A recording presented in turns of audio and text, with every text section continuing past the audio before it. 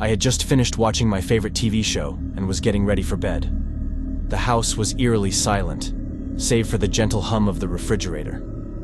I checked the locks on all the doors and windows, as was my nightly routine. Satisfied, I headed upstairs to my bedroom, completely unaware of the nightmare that was about to unfold. As I lay in bed, I struggled to fall asleep. My mind was racing, replaying the events of the day. Suddenly, I heard a faint noise downstairs. I brushed it off as the house settling, but the sound persisted, growing louder and more distinct. It was the unmistakable sound of footsteps. My heart began to pound in my chest, and a cold sweat broke out on my forehead. I strained to listen, hoping I was imagining things. But the footsteps continued, slow and deliberate, as if someone was trying to move quietly, but couldn't completely mask their presence. I sat up in bed, every nerve in my body on high alert. The footsteps stopped, and for a moment, there was silence. Then, I heard the creak of a floorboard at the bottom of the stairs. Someone was in my house. Panic surged through me.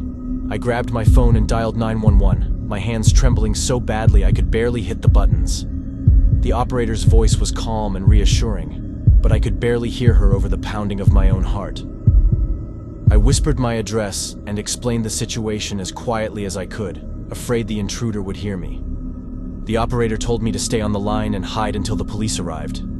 I crawled out of bed and silently opened my closet door, squeezing myself into the small space and pulling the door shut behind me.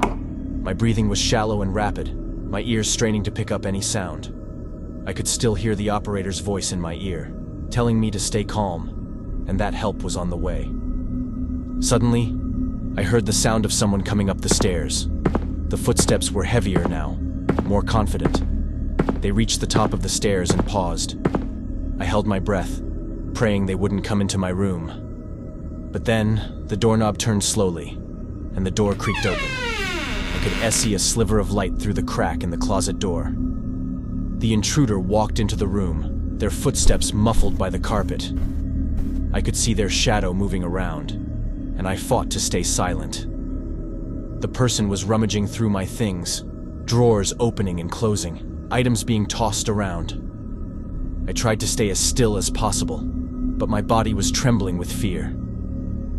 Then, they stopped moving. I could hear their breathing, heavy and labored. They were standing right outside the closet door. I squeezed my eyes shut, hoping they wouldn't find me. But then, the door was yanked open, and I was staring into the face of a man I had never seen before. His eyes were wild and desperate, and he was holding a knife. I screamed, the sound ripping from my throat involuntarily. The man lunged at me and I kicked out, trying to fend him off.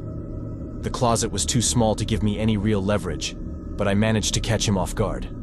He stumbled back, and I scrambled out of the closet, running for the door.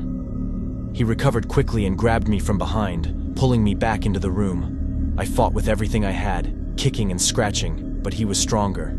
He dragged me back to the bed and threw me down, raising the knife.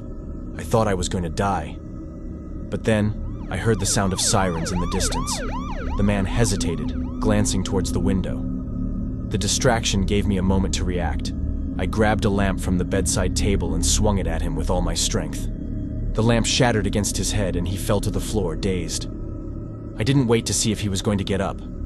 I ran out of the room, down the stairs, and out the front door, just as the police were pulling up. I ran towards them, screaming for help. The officers jumped out of their cars and rushed towards me, their guns drawn. They entered the house and found the intruder still on the floor, bleeding and barely conscious. They quickly subdued him and called for an ambulance. I stood outside, shaking and crying, as they led him away in handcuffs. The police took my statement and assured me that the man would be going away for a long time. They told me he had a history of breaking and entering, but this was the first time he had ever been violent. I couldn't believe I had survived such a terrifying ordeal. It took me a long time to feel safe in my own home again. I installed a new security system, got a dog, and took self-defense classes.